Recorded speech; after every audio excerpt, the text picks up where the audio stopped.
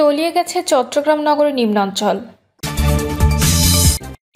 জানাবো ভারতীয় গণমাধ্যমের দাবি, টেলিগ্রামে সংঘটিত হচ্ছে আওয়ামী লীগ, হাসিনার সঙ্গে কথা বলতে টাকা নিচ্ছেন ওবায়দুল কাদের। বালাগঞ্জে বাদী নিরাপত্তাহীন, ধার দেওয়া টাকা চাওয়ায় মেয়েকে অপহরণ। শুনছিলেন সংবাদ শিরোনাম, এবারে বিস্তারিত। তলিয়ে গেছে চট্টগ্রাম নগরের নিম্নাঞ্চল। চট্টগ্রামে 64 মিলিমিটার বৃষ্টিতে নগরীর বেশ কয়েকটি নিম্নাঞ্চল তলিয়ে গেছে। সকাল 9টা থেকে বেলা 12টা পর্যন্ত এ পরিমাণ বৃষ্টিপাত হয়েছে। এদিন একটানা মাঝারি থেকে ভারী বৃষ্টি হওয়ায় নগরীর কোনো কোনো সড়কে কোমর সমান পানি, আবার কোথাও হাঁটু পর্যন্ত পানি উঠে যায়। জলাবদ্ধতা সৃষ্টি হওয়ায় সীমাহীন ভোগান্তিতে পড়েন এইচএসসি পরীক্ষার্থী সহ অফিসগামী ও কর্মজীবী মানুষজন। লক্ষ্মীপুরের কমলনগর উপজেলার বলিরপোল নাচিরগঞ্জ সড়কটি অতিবৃষ্টি ও মেঘনা নদীর জোয়ারের পানির চাপে বিচ্ছিন্ন হয়ে গভীর খালে পরিণত হয়েছে।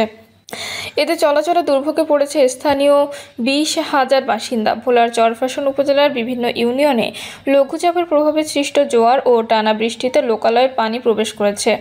এছাড়াও উপজেলার হাজারীগঞ্জ ও জাহানপুর ইউনিয়নের খেজুরগাছিয়া গ্রামে লঘুচাপের প্রভাবে বেড়েছে মেঘনা ও তেঁতুলিয়া নদীর পানি। এতে খেজুরগাছিয়া বেড়িবাঁধটিতে ভাঙনের লোকালয়ে পানি প্রবেশের ঝুঁকিতে রয়েছে। পাওবর বেড়িবাঁধে প্রায় 300 ফুট এলাকায় ফাটল দেখা দেওয়ায় আতঙ্কে রয়েছে দুটি ইউনিয়নের লক্ষাধিক গ্রামবাসী।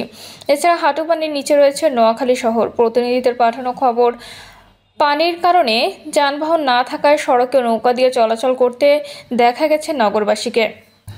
কোথাও কোথাও বাসাবাড়িতে এবং ব্যবসা প্রতিষ্ঠানের পানি প্রবেশ করেছে। জলাবদ্ধতা সৃষ্টি হওয়ায় সীমাহীন ভোগান্তিতে পড়েন এইচএসসি পরীক্ষার্থী সহ অফিসগামী ও কর্মজীবী মানুষজন। জলাবদ্ধ এলাকা এবং ঝুঁকিপূর্ণ পাহাড় পরিদর্শন করেছেন Chittagong city corporation mayor Shahadat Hossain. পরিদর্শনের পর কাপাসগোলা এলাকায় খালের সংস্কার কাজ শেষ না হওয়ায় সাময়িক জলাবদ্ধতা সৃষ্টি হচ্ছে বলে তিনি জানিয়েছেন। ভারতীয় গণমাধ্যমের দাবি, টেলিগ্রামে সংঘটিত হচ্ছে আওয়ামী লীগ, হাসিনার সঙ্গে কথা বলতে টাকা নিচ্ছেন ওবায়দুল কাদের। আর কদিন পরেই 5ই আগস্ট। এই দিনটিতে সাবেক প্রধানমন্ত্রী শেখ হাসিনার ভারতে পালিয়ে যাওয়ার 1 বছর পূর্ণ হবে। তার দল আওয়ামী লীগ বর্তমানে নানা ধরনের সমস্যায় জর্জরিত হয়ে দলটির ভেতরের কিছু সূত্র জানিয়েছে। যদিও দল নিষিদ্ধ হওয়ার বিষয়টি তাদের কাছে অপ্রত্যাশিত ছিল না, তবে দলের নেতাকর্মীদের টেলিগ্রাম গ্রুপে অর্থ সংগ্রহ এবং যেসব গ্রুপে গোয়েন্দা সংস্থার অনুপ্রবেশ নিয়ে তারা রীতিমতো অবাক। গত 1 বছর ধরে শেখ হাসিনা দলের নেতা ও কর্মীদের যোগাযোগ মূল মাধ্যম হয়ে উঠেছে টেলিগ্রাম। এসব গ্রুপের কোনোটিতে 20 থেকে 30 হাজারের বেশি সদস্য আছেন। প্রতিদিন রাত 9টা থেকে গভীর রাত পর্যন্ত এসব গ্রুপে মিটিং চলে। এতে দলের কেন্দ্রীয় নেতা, বর্তমান ও সাবেক সংসদ সদস্য এবং জেলা উপজেলা পর্যায়ের নেতারা অংশ নেন। তবে আওয়ামী লীগের কিছু সূত্র জানিয়েছে, শেখ হাসিনা এসব আলোচনায় ভার্চুয়ালি যুক্ত হলে কে কথা বলবেন তা নির্ধারণে অর্থ লেনদেন হয়। এই অভিযোগের কেন্দ্রে রয়েছে দলের সাধারণ সম্পাদক ওবায়দুল কাদের।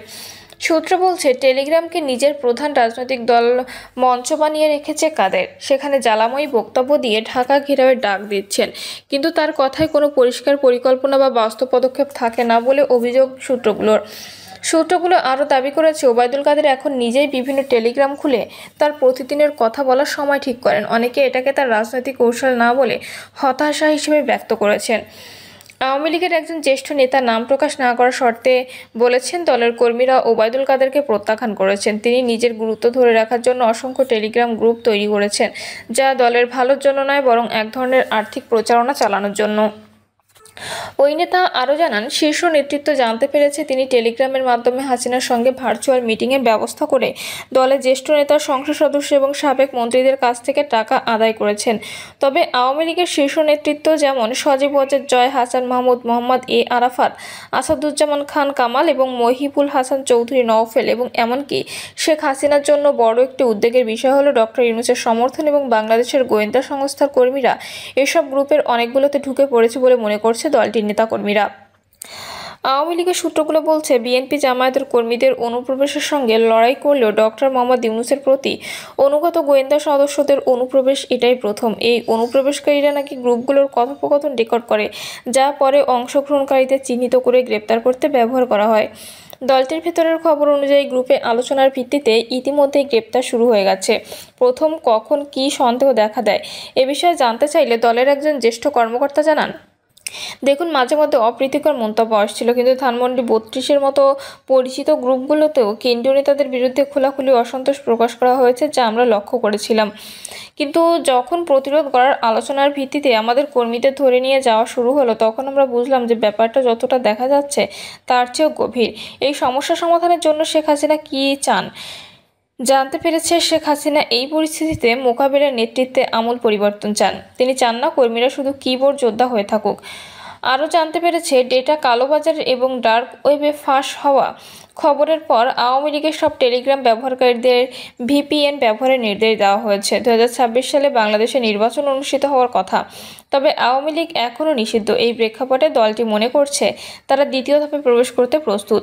এবার টেলিগ্রাম নয়, সরাসরি রাস্তায় নামার পর্ব। দলের এক নেতা বলেন, 1 বছর হয়ে গেল আওয়ামী লীগ জনগণের জন্য লড়তে চায়, তাই প্রতিটি জেলা ও মহানগর এলাকায় বিভাগীয় সংগঠক, যুগ্ম সাধারণ সম্পাদক এবং কেন্দ্রীয় কমিটির সদস্যদের নিয়ে খুব শিগগিরই প্রতিরোধ কমিটি গঠন করা হবে। বালাগঞ্জে বাদী নিরাপত্তাহীন, ধার দেওয়া টাকা চাওয়ায় মেয়েকে অপহরণ। 50,000 টাকা ধার দেওয়ায় যে কাল হবে জানতেন না হ্যাপি বেগম। পাওনা টাকার জন্য চাপ দেওয়ায় হ্যাপি কলেজ পড়ুয়া মেয়েকে অপহরণ করা হয় বলে অভিযোগ উঠেছে। মেয়েকে উদ্ধারে তৎপর হলে পরিবারের উপর নেমে আসে নির্যাতন। আদালত আর থানা পুলিশের কাছে ধর্ণা দিয়ে নিঃস্ব হয়ে পড়েছে হ্যাপির পরিবার। হ্যাপি সিলেটের বালাগঞ্জ উপজেলার দেওয়ানবাজার ইউনিয়নের শিওরখাল বড়জমাত গ্রামের আব্দুল হকের স্ত্রী। মেয়েকে অপহরণ ও হুমকি-ধমকির ঘটনায় 27 মে বালাগঞ্জ থানায় হ্যাপির দেওয়া অভিযোগের পরিপ্রেক্ষিতে এসআই শাহ ফরিদ আহমেদ ভিকটিমের বাড়িতে গিয়ে তদন্ত করেন। হ্যাপি বলেন, তদন্ত কর্মকর্তা আমাকে থানায় ডেকে পাঠালেও উপজেলা বিএনপি যুগ্ম সম্পাদক তোফায়েল আহমেদ সুহেল দলীয় প্রভাব খাটিয়ে মামলা না নিতে পুলিশকে চাপ দেয়। এজন্য মামলার অগ্রগতি করেনি পুলিশ। 3রা জুন আদালতে করা হ্যাপি বেগমের মামলার এজাহারে বলা হয়েছে, 25 মার্চ শিওরখাল কদমতলা গ্রামের আব্দুল খালিকের ছেলে কায়েস হ্যাপির কাছ থেকে টাকা ধার নেন। টাকা ফেরত চাইলে ক্ষিপ্ত হন কায়েসের ভাই লিটন। 28 এপ্রিল হ্যাপির মেয়ে খাদিজা বেগম হাবিবা সিলেট শহরে ক্লাস করার উদ্দেশ্যে বাড়ি থেকে বের হন। ওই দিন বিএনপি নেতা সুহেলের শেল্টারে লিটন সহ তার সহযোগীরা স্থানীয় মোরার বাজার থেকে হাবিবাকে অপহরণ করেন। এই মামলায় লিটনকে প্রধান অভিযুক্ত করা হয়। এছাড়া লিটনের ভাই কয়েস, সাজন, বোন রীতা, হেলিমা, পশ্চিম হায়দরপুরের কামাল ও শিওরখাল বড়জমাত গ্রামের ইমরানকে অভিযুক্ত করা হয়েছে। পিবিআই মামলাটি তদন্ত করছে, কিন্তু দীর্ঘ বিলম্বে তদন্ত প্রতিবেদন না দেওয়ায় হতাশ হ্যাপির পরিবার। বালাগঞ্জ উপজেলা প্রেস ক্লাবে সংবাদ সম্মেলনে বিগত 5 মাসে তার পরিবারের ওপর হয়ে যাওয়া নির্যাতনের আদ্যোপান্ত তুলে ধরেন হ্যাপি বেগম। সংবাদ সম্মেলনে হ্যাপির স্বামী আব্দুল হক অভিযোগ করে বলেন, তদন্ত কর্মকর্তা এসআই শাহ ফরিদ আহমদ রহস্যজনক ভূমিকা পালন করেছেন।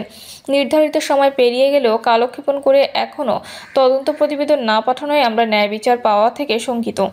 উপজেলা বিএনপি যুগ্ম সম্পাদক তোফায়েল আহমেদ সুহেল অভিযোগ অস্বীকার করে বলেন, সামাজিকভাবে আমাকে যে হেয় করতে আমার বিরুদ্ধে ষড়যন্ত্র করে সাজানো মামলা দিয়ে হয়রানি করা হচ্ছে। কায়েস ও লিটন বলেন, সাজানো গল্প বানিয়ে অপপ্রচার করে আমাদের বিভ্রান্ত করা হচ্ছে। এসব মিথ্যা, বানোয়াট ও ভিত্তিহীন। প্রিয় দর্শক, এই ছিল এখনকার সর্বশেষ সংবাদ। আপডেট সব সংবাদ পেতে চ্যানেলটি সাবস্ক্রাইব করে বেল আইকনটি ক্লিক করে রাখুন।